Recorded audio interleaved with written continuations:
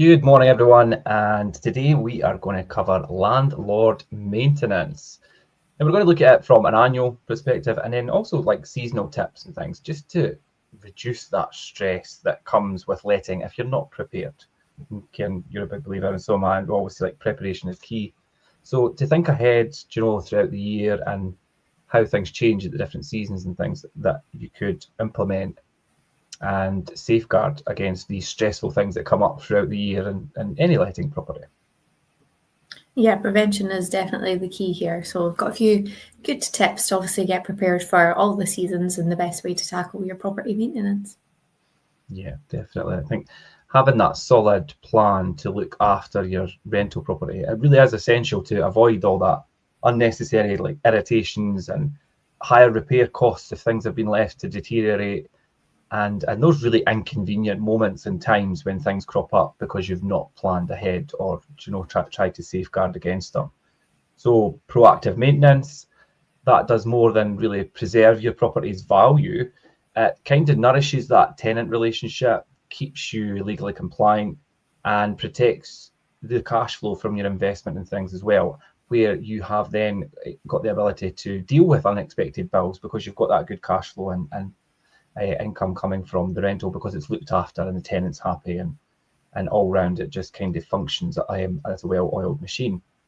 Now, our system for effective and efficient low stress management kind of helps landlords by blending the mandatory like yearly checks and things that you have to do with kind of additional midterm inspections and checks and things that you could put into like a detailed checklist and keep that and use that as your kind of Bible as such. But part of that magic and that formula is that close collaboration with the tenants as well, because what everybody really knows is that when everybody knows what they need to do and meet the expectations and the responsibilities, it just makes life so much simpler all round for you as a landlord, for the tenant living in the property, and also if you've got an agent involved as well. If we're all singing off the same hymn sheet and we're all aware of what our responsibilities are and what is required of us, it just makes things a lot easier. And that kind of broken down does look like, I said about your annual essential tasks, but then you've also got autumn preparations, winter bolstering, spring reviews, and summer protections. And that's all the things that we're going to talk about today. So with these kind of annual and seasonal steps in place, you can maintain the profitability, the compliance, and the smooth running of your rental business. If you've got your rental portfolio set up as several properties, then it is essentially a rental business. So you want that to be running quite smoothly, and that will ensure that your investment stays in great shape, tenants are looked after, and everybody's happy. Sounds easy. Indeed. and it is if you know what to do and have the right people on your side. So, I mean, firstly, like those annual essential tasks, Kerin, run us through some of them this morning. Yes, well, every property, when it comes to the rental side, comes with yearly tasks. So this is covering obviously your legal compliance, your tenant safety, and avoiding massive fines from breaching letting rules. So again, it's, as you say, it's a business. You have to know the rules that go with it. So things such as booking an engineer to perform that annual gas safety check and issuing the certificate, making sure that both you have a copy of the certificate, but your tenant also gets one as well. If you do have a reputable gas safe engineer, they will do this automatically. They'll leave a copy in the property, give a copy to you as the landlord, and then they will retain a copy for their records usually as well. So making sure that you've got your annual gas safety booked in. And it's a good idea, especially to schedule it for the autumn time to make sure the boiler gets its check up in readiness for the winter. We get it all the time. We know when the weather starts to change because the phone starts going more with tenants' boilers that are being problematic. Yeah, I mean, gas safety is just paramount. It's right up there with the most important thing to take care of. But yeah, and you're right, that time of year when it comes into like the autumn into winter time, that's when people start firing up their boilers and things and start doing that. And then that's when the problems start to arise that maybe some boilers need attention and things as well. So preparing for that time of year is really important. Yeah, so another one is obviously testing your smoke alarms and your carbon monoxide alarms in the property. So again, inspections are a really good opportunity to make sure this is being done and checked. I've been doing a lot of inspections recently, and it's been going on a hunt for everybody's carbon monoxide alarms. Obviously, the smoke alarms, you know where they are. They're on the ceiling. They should be hallways, reception rooms, kitchen. But obviously, trying to track down those carbon monoxide alarms, especially when the boiler's in a cupboard and it's full of things, they can get misplaced. But making sure your tenant still has their carbon monoxide alarm there, as well as obviously their smoke alarms up.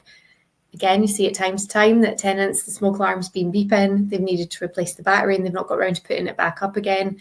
So making sure that they're keeping the property compliant as well as yourself, and they've not taken down the smoke alarms and not put them back up again, is obviously key. So as I say, inspections are good opportunities to do that. But making sure as well, as I say, your tenants know how to change the batteries in them and they are in working order.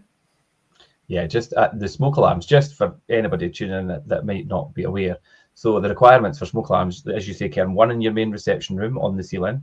It doesn't have to be hardwired anymore, as long as it's got the long life lithium battery and it's interlinked with the rest of them. One in your lower hall, if you're in a 2-story building, one in the upper hall, and then your heat detector in the kitchen as well, and they all need to be interlinked. The carbon monoxide, I know, is a pain, and like you say, when you're checking a property, trying to actually locate it because it gets misplaced, should really ideally be fixed to the wall or fixed to the fascia area door or round the cupboard, not in the cupboard beside the boiler.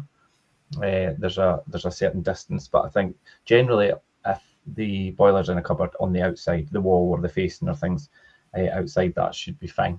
But yeah, on the hunt for carbon monoxide detectors, because we need to make sure that they're all in place and functioning. Yeah. So obviously your general alarm service, but making sure that you are reviewing your insurance as well for maximum peace of mind. And obviously in any eventuality, it's wise to have policies with your buildings cover, your contents and fittings, your public liability, and if you want the option of the rent guarantee as well there. Yeah, that's a good thing. I mean, when your agent, if you use one, does reference checks and things, generally there'll be an option for you to include rent and the insurance with the rent cover in there. But it's quite a good idea just to include it in your landlord's insurance, because it's always you're always able usually to incorporate that there. So it's a good additional cover to have that rent guarantee. And as I touched on, is making sure you're doing regular inspections. So we would recommend doing them every 3 months. If you do have a long-term tenant in there that everything has been smooth and they have good contact, then you could look to do that every 6 months. Obviously 3 months, it comes around fairly quickly and you can feel like you have just been there, but it's best for keeping things nipped in the bud, keeping regular contact with your tenant and alerting them to any seasonal upkeep jobs as well. So if you are getting one done each season, you're making sure the property is kept as it should be throughout all weather conditions. Yeah, I think that quarterly inspections is a lot, and sometimes it could be a bit invasive to tenants, especially if they're long-term tenants. But I think a minimum like 6 months, or at least once a year if you're self-managing things, to make sure that you've got access into the property and make sure that, just like I say, not a big invasive inspection, but you get to check every room, you do a perimeter walk, you check all the alarms are in place.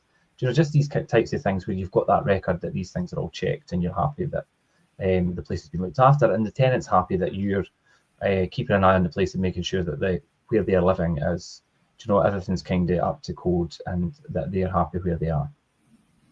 And even just for little things as well, like the tenants might not notice, for example, like the bath seal, is it still intact? Are the gutters choked? Is that going to cause water ingress to the property? So just little things that they might not notice on a day-to-day basis because obviously they're living there, but a fresh set of eyes can tell that it maybe is going to need attention in the future. Yeah. But set reoccurring reminders in your diary for a couple of weeks ahead of a deadline, not just so you never forget them, but to have plenty of time to get everything sorted ahead of the due date. So again, gas safety, if you've got any safety renewal, gas safety, Legionnaires, EICRs, PAT testing, EPCs, it all goes into it. So setting dates, so you are getting the reminders in advance of them coming up. We have a system in place that notifies us 4 weeks prior to it. So we have plenty of time to reach out to the landlord, to reach out to the tenant, to arrange the contractor. So everything's getting done in line for the due date coming up. And you're not then a month or two down the line still scrambling, trying to get a gas engineer when by this point your gas safety renewal has expired. I mean, like you listed there's quite a few things to remember and have on a renewal list. But the gas safety, we'll just go that it's the most important one to me, obviously, and it should be to everybody. But we have a month reminder, and even sometimes at that, if we're trying to get if the landlord uses his own contractor or they do it whatever themselves, do you know, it can be sometimes quite difficult to get it in time, and that's even with a month's notice. So, do you know, even if you want to be super organised, do a 2 months notice to give you plenty of time to, like you say, organise a contractor, get access into the property, and make sure that you've got that compliant. Because as soon as that goes one day over the due date, if anything happens, you as the landlord are liable. I mean, obviously, touch wood, and that something like that doesn't occur to anybody that's looking after tenants in a property. But you know, you have to be prepared for the inevitable. Yeah, definitely. And as you say, one day overdue, you're not covered anymore. So making sure that you're keeping on top of these and getting them all done. Yeah, definitely. And these are all like I say, the normal annual checks that you should always have, and have that checklist, have those reminders and things. But then there's different things that go throughout the seasons, and you touched on it there, Kerin. You know, as we head into autumn and into the colder months when people start putting their boilers on, and having those and being prepared, like those autumn preparations, and that's what I'm going to talk about next. And autumn really is the season to prep your rental property for those, you know, the colder, chillier months ahead, and avoid costly damages that could come through with winter. And we're going to move on to winter, and I'll let you elaborate a wee bit further on that. But talk about this stage where you're just coming from the summer, starts to get colder. Do you know, inspect the gutters. This is a really good time to look at your gutters, because there's a lot of falling leaves, and you know, obviously that the time of year the leaves are all coming off the trees, and you could find that your maybe already congested gutters are really then completely blocked. And your tenant might not pick up on that. I mean, they might not think, well, that's not my responsibility. So yeah, inspect your gutters and your downpipes, and look for blockages from fallen leaves, and you know, from debris, and if there's any overflowing water that can possibly be coming down and running down the side of the property, that could really cause extensive external and really extensive internal damages from water ingress and damp and things, if there's continual water running down the side of the property. And if that runs through into the colder months, it'll freeze up. If it gets in between the rough casting, it could crack and bust the rendering on the wall, and that could become a big problem. And then you might have to replaster it in, outside, inside, fix all the render on the outside, as well as just fixing the gutter, which you should have done in the first place. So you see how something as simple as clearing the gutter could then result in a really costly, expensive job. And I'm sure you've seen that quite a lot, Kerin, when you do inspections and things. Yeah, like we said, it's just little things that keeping on top of them will save you like it'll be a much smaller bill if you get it in the first place than, as you've given an example there. I mean, that would cost a lot of money to get all sorted properly, whereas you could have just cleared the gutter in the first place, which would have cost, what, maybe £100 if that? Yeah, I think it's £100, £200 for somebody to go and clear your gutters. It's not expensive, depending on the job. I mean, if it's just a general get rid of the leaves, but keeping on top of it, it will be a minimal cost every time, rather than one big massive bill to rectify not just the gutters, but the resulting damage from them running water down the side of the property and things. So yeah, gutters is the big one. Easily sorted, but could be a big problem if not. Checking the interior windows and the door seals and things, you know, drafts and whether things are wind and watertight, sealing up those gaps that are letting drafts through. And that's a really quick fix as well. That could significantly improve the energy efficiency of the property and help the tenants with their energy bills. If you've got a lot of drafts and losing heat in places, they could have a really inefficient property and costing them a lot of money to run. We all know utility bills are not greatly any cheaper than the high that we had fairly recently. They've not come down that greatly. So everybody is very conscious of what they're spending on utilities. So making sure that it's wind and watertight is obviously part of what you should be doing in anyway with a rental property. But these slight drafts and things could help a long way to reducing bills for tenants. So that's a really quick fix as well, to look at drafts and things. And I think it's always good practice, just ask your tenant if they know of any issues that they have in the property, and also speak to them about, do you know how to bleed a radiator? Now, we obviously, bleeding radiators and topping up pressure in boilers and things is a thing that we expect tenants to be able to do. but they are obviously informed of this and demonstrated this at the beginning of their tenancy. So yeah, bleeding radiators, do they have a radiator key?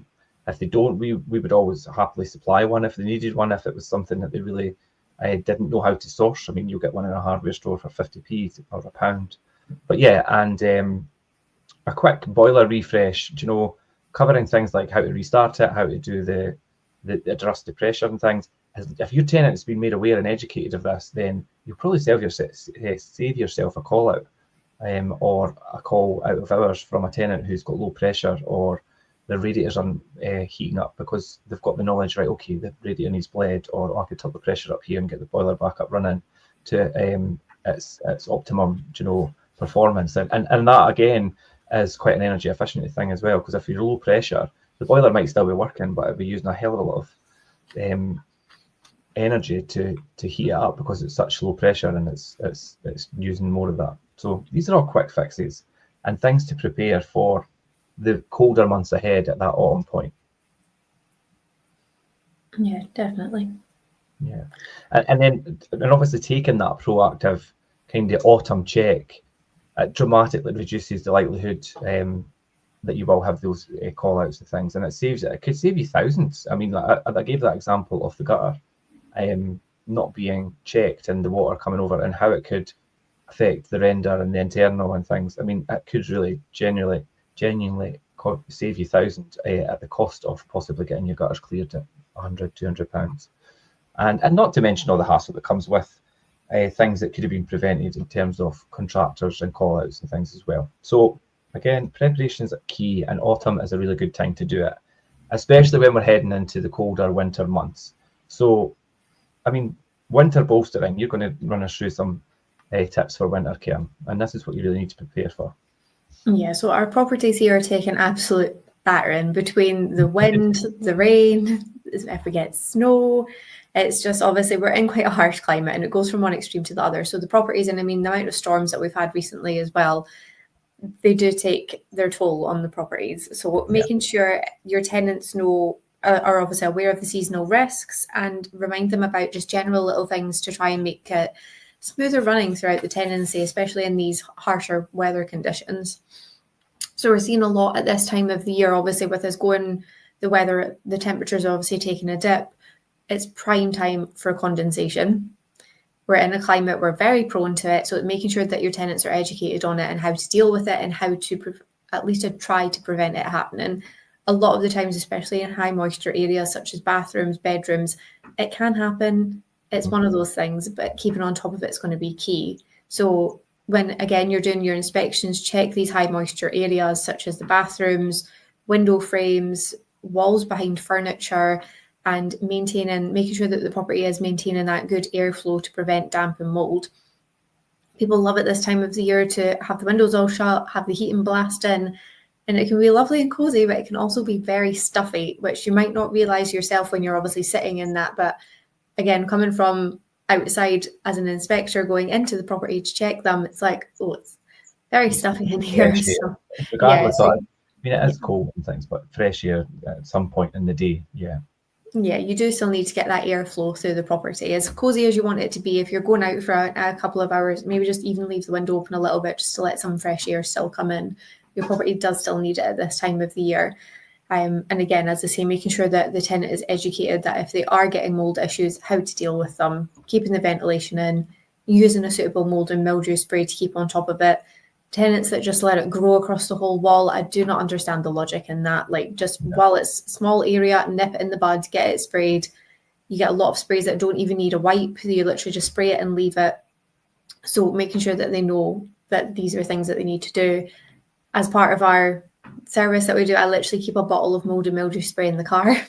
So if I have a tenant that's experiencing this for the first time, they're not sure how to deal with it, I have the spray there that I can then spray with their permission, because it is quite a strong smell.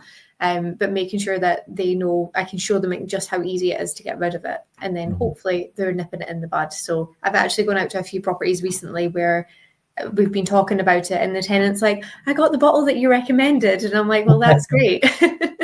I know it works. It happens in a lot of homes. I mean, and not just rental properties, people who own their homes and things as well. It's just an issue.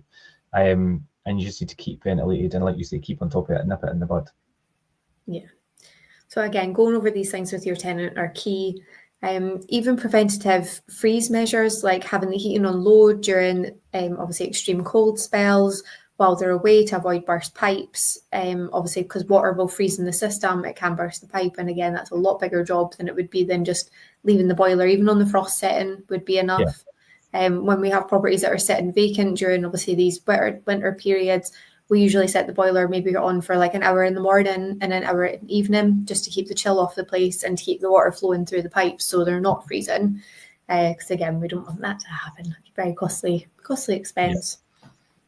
Even little things as well when it comes on that topic, just turning off if you have an outside tap, either insulating it or turning off the water to it. That's another one that can quite easily burst because of where it's obviously very exposed to the frost and the cold. So if you turn off the water to any outside tap, that can also benefit you from not having a frozen pipe or a burst pipe.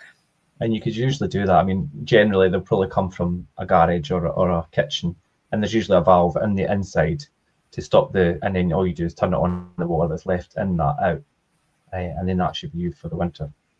Yeah, you don't have to worry about it.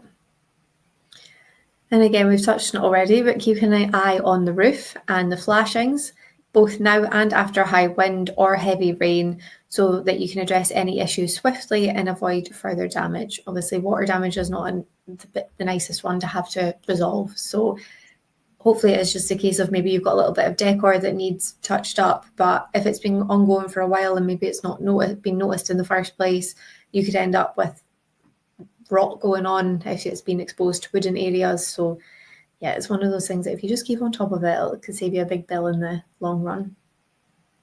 Yeah, leaving things to fester just it compounds up into such a big problem so quickly. Yeah, so as well as turning potential crises into manageable issues, these simple steps show your tenant that you're on top of all eventualities to help them avoid the cost for common tenant mistakes.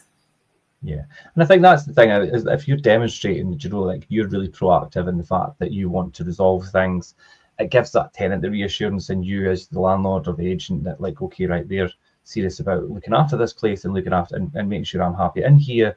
And it gives them a wee bit of incentive to do their bit as well. Over the years, you could sometimes come across people who think that they're not being looked after, so they don't do it either. So then, even though they've got responsibilities within they just kind of abdicate it because they're like, well, why should I? That type of attitude thing. And it's like that's when relationships break down and things. So if you're a landlord or an agent, have a good relationship with the tenant and both work together, because at the end of the day, they're in the property all the time. They've got that advantage of being there and keeping an eye on things and keeping on top of things. But again, you obviously have the duty as the landlord or agent to action things. So you really need to work together. Yeah, it's very much a team effort there. And like you say, you do see it quite a bit where maybe like there's been outstanding issues for a while. The landlord's not done anything about it, despite them being made aware of these issues. And the tenant's like, well, why should I care? Because they don't. Yeah, and that's when things start getting that bit twisted and a bit bitter and maybe not looked after as well as they should be. So showing that you're obviously a proactive landlord, hopefully in turn you'll get a proactive tenant from that as well. Yeah, definitely something that I would recommend in every case, because it's always the best solution is to all be on the same page and working together. Yeah, but winter is the time, that autumn and then into winter, a lot of things could happen. And then when we come on the other side, springtime, and then having that review of things in spring, the days will start to get longer, and it's really that ideal time to get that visual inspection of your rental property and address possibly any damages that's maybe come from the winter months. If there's been high winds, like you say, keep an eye on it. Go back, have a look at the roof and the exterior. Has there been any damage on the inside? Make sure you're looking at all these areas. And also at that time of year, spring is when nature starts to kick back in. So the exterior areas of the property, the garden and things, make sure that's not getting away from itself and really overgrown and then getting into a state where it's quite unmanageable. And again, we know all too well, quotes for gardens can become very costly. The cost of everything's went up in recent years, and garden maintenance by no means has been left behind. It's very, very expensive if it's not kept on top of. So If you end up with a really overgrown garden with big hedges and things, it could run into the hundreds and hundreds, and in some extreme cases, the thousands. So that is something to really keep aware of, and watch as nature bounces back at that time of year. Think, right, let's get on top of this and cut everything back for the springtime ahead. And that could involve, even just mowing the lawns, removing some of these weeds from the front and rear patio areas and surrounds, and like the flower beds and paving stones and things. Whether it's down to you or whether it's down to the tenant, I mean, generally in Scotland here, we have the PRT garden maintenance, general garden maintenance is written into the contract. If you're down south in England and things, it might be different. Obviously, you don't have a fixed tenancy agreement there, so you could have different clauses where the landlord's responsibility is for the garden, and if that is your responsibility, then make sure you have that obviously taken care of. 9 times out of 10, I would say it's the tenant's responsibility for mowing the lawn and keeping on top of the weeds. The property does have to be handed over in a maintainable condition, though, at the beginning of the tenancy. So you can't hand over a property with an overgrown garden and expect the tenant to then maintain it and keep it in good, in good stead, because you've not handed it over like that. So things need to be quite transparent at the beginning. But either way, it should be done one way or another. Garden fences and gates. Do you know that, like you said, Kerin, we've had several storms over the last few years, and things have caused a lot of damage. And again, gates and fences and things, the cost of materials has went up, and that's another expensive thing. So check your fences, check your gates. If they're feeling a bit loose or looking a bit loose, have them kind of reinforced or light repairs that might make them last through the months that damage could happen, because then you might be able to prevent a whole new fence and gate and things, which again could easily run hundreds and thousands of pounds, depending on the size of fence and gate and things as well. And not just with fences, but obviously gates, retaining walls and things as well. Have they had any storm damage to them? And look at ways you could repair or have them made more secure and safe for the tenants as well. If it's walls and if it's retaining walls, and also like external stairways and things as well, it could take quite a battering with weather. And if there's external stairways with cast iron balustrade and things, make sure these are all secure and safe, because that is a safety aspect for your tenant and it's something that you could be held liable for if anybody's hurt. And I've seen that in the past, that we've had to make sure that these cast iron balustrades and balustrades not get repaired, because ultimately they're not safe. Yeah, just again, little preventative things, even like you say on the fences, like for what it would take to maybe replace the rotten post as opposed to having to replace the whole fence when they all come down. It will save you a lot of money moving forward. Yeah. Springtime as well. Springtime, obviously, not nature in general, not just plants, but also animals and things as well, depending on where your property is located. We've had everything from rats, bats, squirrels. I think we've had spiders. Yeah, spiders. You get it all. Bees and wasps.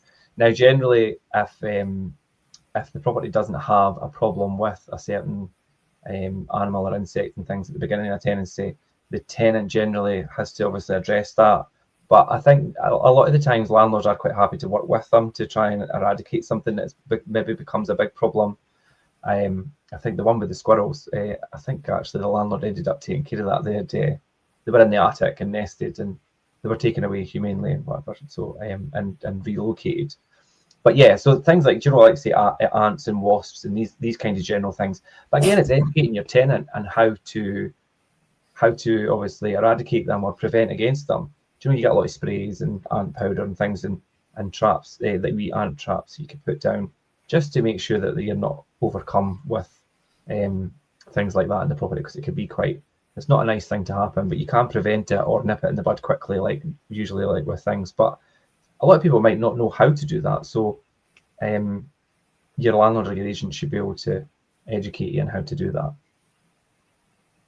And yeah, a lot of the time it's like, I'd say probably wasps is the most common one, but you do get mice as well. So yeah, up here, and again, a lot of tenants will come to us when they're having these problems, and it's like, right, well, if we can establish where they're coming in from, we can obviously get it boarded up.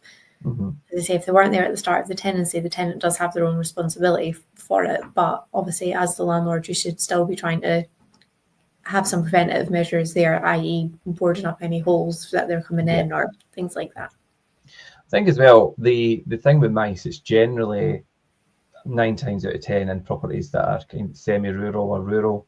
We see it a lot in the farm cottages and things. But I think when you take on a property like that, you need to obviously be in the mindset, I'm in the country here, these kind of things do come up, and that is problems that you have to obviously try and deal with. So, and mice are obviously going to be present when you're next to a farm or a field or whatever. So yeah, as you said, you definitely have to have that mindset of being prepared for that if that is the type of property you're going for. I met with tenants just a few days ago, and again, it's a rural property, but they'd come from one before, and she's like, "Oh, I think there's maybe like a mouse or two up in the attic," but she was like, "We've dealt with it, it's fine." And I was like, "Well, that's fine, because obviously they can cause quite a little damage to it, but they obviously were not expecting it, but they were." You were aware that it's something that could come up, Yeah, exactly. It was a factor that could arise, obviously, during the tenancy. So they were prepared for it. They knew, they got on and dealt with it. Whereas obviously some tenants don't have that expectation. They've maybe not had to deal with that before, but it is obviously things that can come up. And even wasps and any other property. So it's just make sure you've got that mindset that, you know what, this is something we could have to deal with as a tenant.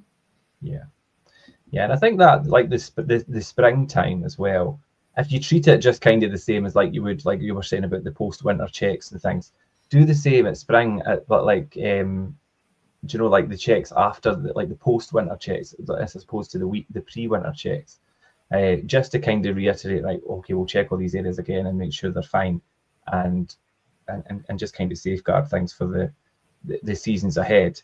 And it's also useful and kind of gives you that bit of curb appeal as well, that things are, you know, the garden's tidy and, you know, gutters are all clear, and it just makes things look a lot better, makes your tenant feel a lot better. And if your tenant then decides to maybe move on and change to another property or change area or whatever, your property is in good condition to get right back on the market and find somebody without having to think, right, now I'm going to have to fix everything, when really you should have done it while it was the tenancy was running. So yeah, treat it like that. So springtime, again, you've got all these different times of year that you could take action on things, and the next season is summer, and again, you've got a lot of summer protections. So run us through them, Kerin. Yeah, so summer is obviously the sweet spot for getting the longer term maintenance things done. Obviously, we've got drier days, longer days, it's warmer, so it is perfect for obviously keep getting on top of everything, really. So checking things such as the chimneys for blockages and dirt, checking for any exposed pipes or unhealed zones, such as obviously the lofts, cellars, outside walls and cupboards. If they could do with any insulating, making sure that that's done as well, obviously well in advance for winter time. Again, using that dry weather to clean or stain or seal external wood, such as deck-ins, fences, and sheds, to prevent and maximise their lifespan.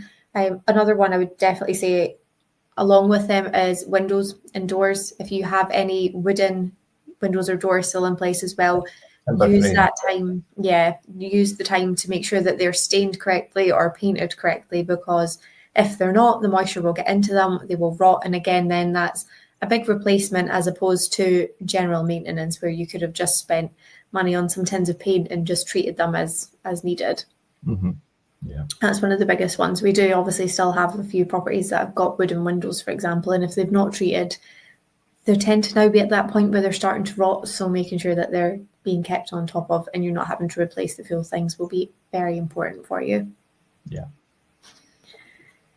Take a look at the joins as well, where bricks, mortar or rendering meet the doors and window frames, to see if any silicones need cut out and replacing. So again, making sure that all doors and windows are all sealed up before the winter comes in. One of the most common things we get at this time as well is my window's drafty or my door's drafty. So just making sure that these are all done in the summertime when they're getting a good chance to dry out properly is important, as opposed to it coming around to winter time and it's then going to be a bit of a struggle to get them dried out. Yeah. And again, bath seals, which is while we're on the topic of silicone. Let's put that in there at the end, because it's always something that comes up. But yeah, you're absolutely right. Summer's just such a good time for all these bigger jobs, and like you say, it's got time for if you're doing the repair or maintenance and the painting for sheds and the decking and things. It's just got plenty of time to dry out. And again, bricks and if you've got an older property and there's pointing to be done, I mean, pointing could be done, but it needs good time to dry out. So summer's the best month to do that. Yeah, it's the perfect season for carrying out any major exterior works that arise from time to time, obviously, as we touched on, like repairs to the brickwork and rendering, and obviously you're painting outside to windows, front doors, sheds, everything that can rot. It's a good time to get on top of it and give it a coat, so when the wet weather does come, it's protected. Yeah, definitely. I mean, and it's so easy to let things get away from you. I think even admittedly, and my own, my front door is an oak front door, but we need to treat it. And I was just on the tail end of the summer. I'm like, that needs to get stained. It needs to get stained. Obviously, really busy and things.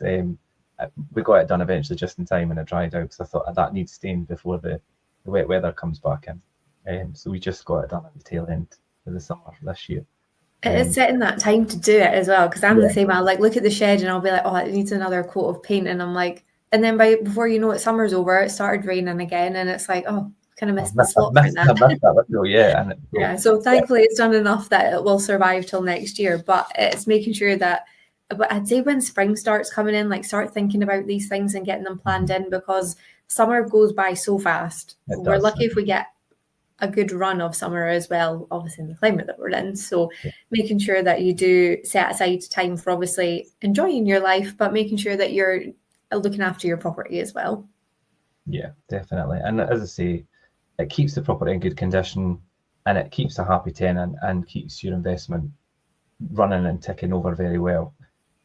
I mean, the question is, do you find your property maintenance a chore? A lot of people will, but really having that proactive maintenance, it really is the core of a successful letting of a single property or even a portfolio. And this kind of seasonal blueprint that we've went through, it really helps you eliminate costs of surprise, of those surprise like maintenance issues that maybe have built up that could have been nipped in the bud. And it also helps you ensure as a landlord, and us as agents as well, because we follow it, that things are kept compliant and legally compliant throughout obviously all our properties. And if you're a landlord with one property, it's exactly the same, or whether you have 10 properties or more. Do you know what? It doesn't matter. As long as you follow the same thing for each, you should be kept compliant and also on top of all these maintenance issues. And hopefully 9 times out of 10 avoid yourself any big bills that could have been prevented. If you're a landlord and possibly want to ask any more questions about what we've covered today, you could always jump in the comments box or message us direct. My email is attached to the blog in the comments, so you could jump on there, email me direct at richard.cook@fiveproperties.co.uk. If you have any questions for Kerin direct, you could also direct them to her also. And yeah, I think that's it for this morning. And thanks for joining, Kerin, and running us through the seasons, because it is different times of year, different things to action on. And out with just those general annual checks, there is a lot of stuff that you could think about doing at different times of the year. So that was good. Thanks for that. No problem. Yeah, being proactive is key. Yeah, preparation, definitely. Yeah. So yeah, thanks for that. Thanks for everybody tuning in. You could catch us next time. In the meantime, you could click through on the blog in the link above. And until then, we'll see you the next time. See you later. Thanks, Kerin. Bye. Bye.